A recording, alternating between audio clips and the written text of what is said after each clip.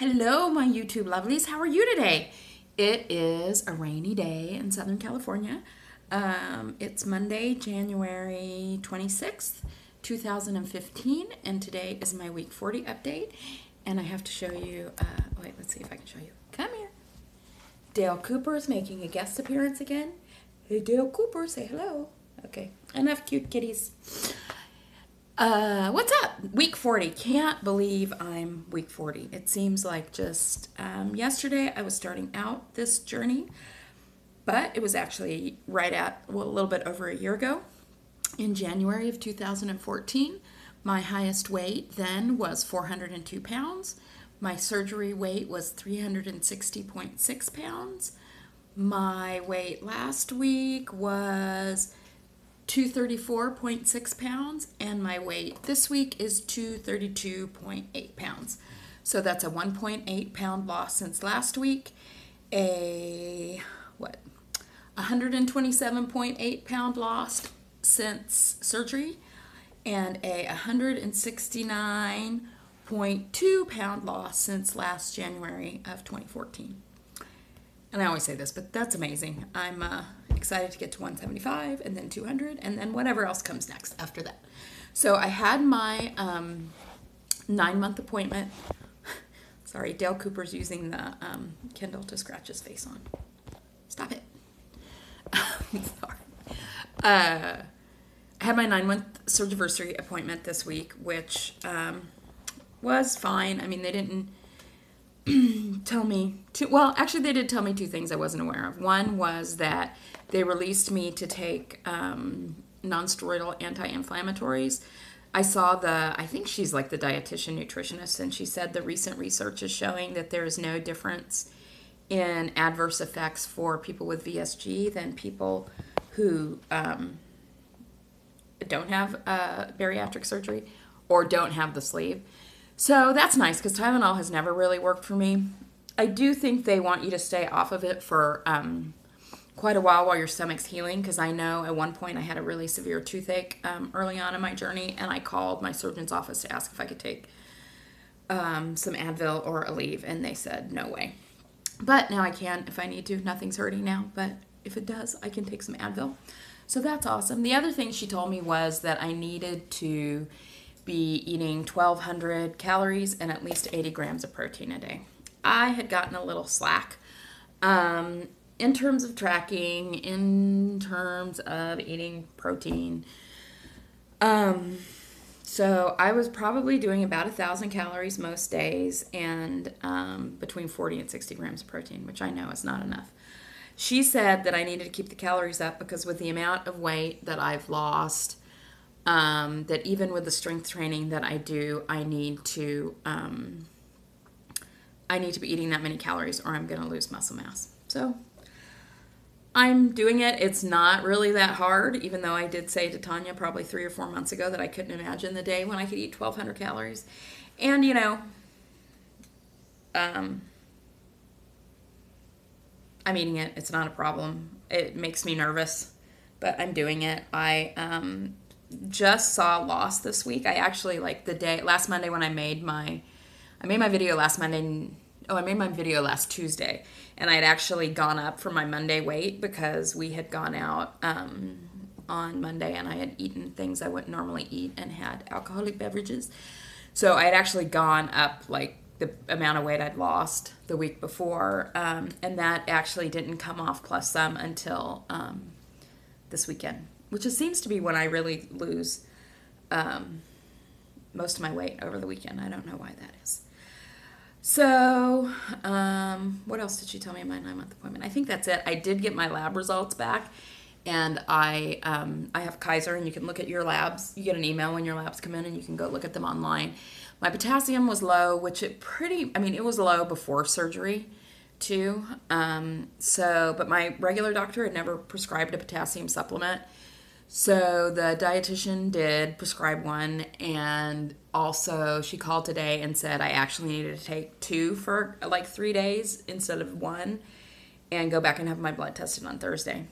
And then when I got home today, I had another lab test result that came in, which was my vitamin D, which is as low as it was pre-surgery before I got extra vitamin D, and I think I've gotten a little slack in my calcium. I always remember my regular vitamins, but I have been slack on my calcium. So I'm sure they're going to be calling in a high dosage vitamin D for me to take, because that's not good. So that's my blood work. Been keeping up with my exercising, working on my, sorry, Dale Cooper at it again, working on my 200 workouts in 2015. I did workout number 14 today. I'm working on a challenge that Melly May was doing to do a 2-minute plank by Valentine's Day. I think it's going to kill me, but I'm going to be able to do it. And I was talking to my trainer about, okay, I like doing this, like working towards something. So what can we do next? And he came up with a lot of horrible suggestions of things that I don't really want to do. But I thought I'd throw it out to you. What do you guys think would be a good thing to work towards over the next 3 months in terms of exercise? He had said, they're probably fine, but he had said pull-ups, I don't know, doing more, doing them totally unassisted because I can't do them unassisted, and or maybe with less weight assisting me. And he said leg raise, hold, which I really hate. But anyway, if you have any ideas, post it below. Would love to hear. The other thing that was cool this week, and I posted on Facebook, was I had breakfast with my dad last week, and I hadn't seen him in probably since Christmas. But I was also dressed up for a meeting, and he usually doesn't ever see me dressed up. So first he said when I walked into the restaurant that he totally had not recognized me when I walked by the window and in. And he said, I can really tell how much weight you've lost. And this is really the first time he's mentioned it in 9 months. And it's kind of been a complicated thing because he's always struggled with his weight. And we've talked about the surgery a lot and different aspects of it. But he's never really said, you look good. You look like you've lost weight. And I've been kind of waiting for that moment when he was going to say it. So that was nice to hear him say that. And so that was sort of an NSV. Okay, wanted to talk about 2 other just kind of general things. One is hunger. Both Lauren Losing and Jennifer Bleacher posted videos this week where they talked about hunger in a way that I hadn't really heard anybody else talk about, and it's how I feel. So I just thought I'd put it out there too, so that people who do feel like this don't think they're crazy, because I did sort of. It doesn't bother me that much, but so many people say that they don't feel hunger.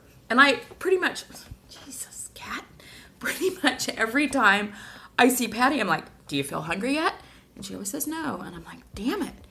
I started feeling hungry within a couple of weeks after surgery. And then some people say, oh, but it's not like the hunger that I used to have. Well, mine is like the hunger that I used to have. It feels exactly like the hunger I used to have, when your stomach's gnawing. It doesn't feel like head hunger when I eat for no reason, which I was doing yesterday. But when my body is craving food and nutrients, that hunger feels exactly like it did pre-surgery. So it was good to hear Lauren saying that she felt that too. And Jennifer said, I still think that's what Jennifer's feeling. She says it's different than what she felt when she was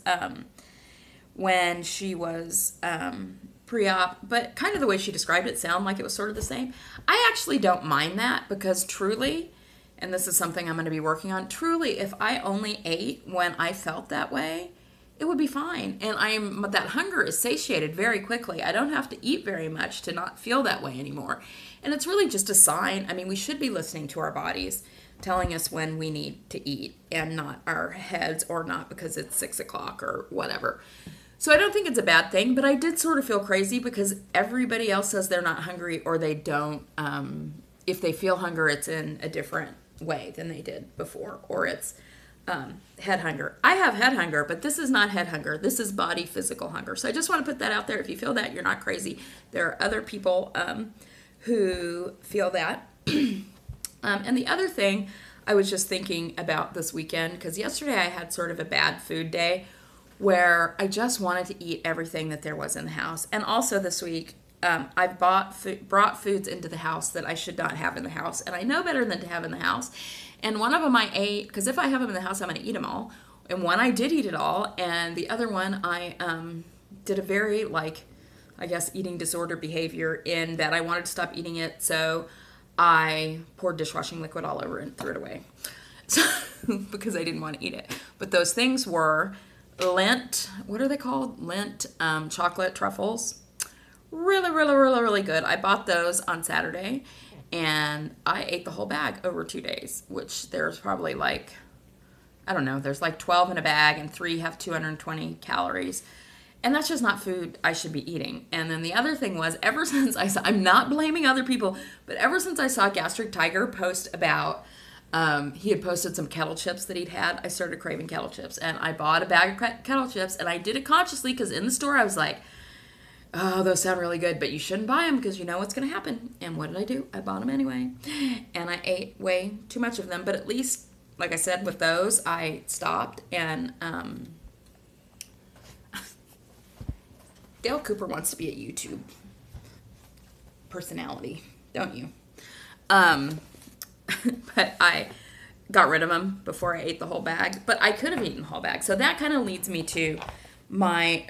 really the one biggest piece of advice that I have for new weight loss surgery people is wait as long as you possibly can before you test your limits and try things that you think you might have a bad reaction to. I was like so super strict for the first 4 months. I mean, I was super, super strict. I remember once I had made tater tots for my son, and I ate one, and I was like, oh my God, I can't believe I did that. That's like the most awful thing. It's not the most awful thing, but I was afraid. I was afraid of how eating something out of my plan was going to make me feel sick. Then I went to Obesity Help, and again, I'm not blaming anybody else. This is totally me, but I saw people who were further out than I was eating and drinking things that I had been very afraid of. And so that sort of, in my own head, gave me permission to try stuff that I probably shouldn't have. And then once I tried it and realized I didn't have a problem with it, and even particularly with crappy food like chocolate truffles and potato chips, I can eat way more of that than I can eat of healthy food. So I would say whatever you do, wait as long as you possibly can before you test your limits. Because once you find out you can eat something, it's a little harder to resist it. So that's my 2 cents, 9 months out. That's my piece of advice. Okay, real quick. Just wanted to do a couple shout outs. I want to give a shout out to CeCe VSG. She got her surgery date last week. And also wanted to promote her. She has she's an art teacher, and she has a blog that's really cool. I subscribed to it the other day. I'm going to put a link below.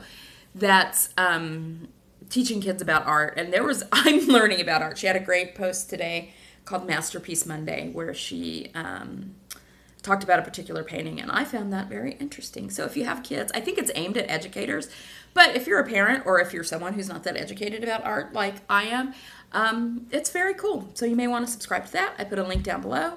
And then a couple other people I want to shout out, not because they're just generally wonderful people, I believe, but I just wanted to shout out because some of them I've recently discovered, and the other one I've had a kind of like an influx of subscribers recently, so I wanted to mention in case you guys didn't know of her.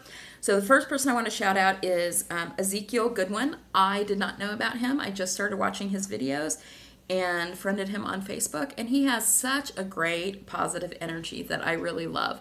So I wanted to give him a shout out, and I put a link to his videos below, and it's a guy. We don't have a whole lot of guys in this community. The other is Mississippi Mama VSG, who is new to making videos. I'll put a link to her channel if you haven't checked her out already. She is super cute and has a really lovely Southern twang that, being a Southern girl myself, I really love. So if you want to check those guys out, their link is below. And the other person is my buddy, the best, Bettie Luhu. She does not make videos. She writes blogs, but they are really incredible and not only are they very funny, but her posts on science are really interesting and informative, and I have a link to that below also. I'm shooting for, when I get to 500 subscribers, I'm going to do a hella giveaway. It's going to be a really good one. So it's a little ways off, but if you haven't subscribed and want me to do a giveaway sooner, go ahead and subscribe, and when we get up to 500, I'm going to do a big old giveaway. So you guys have a great week, and I will see you next Monday. Bye-bye.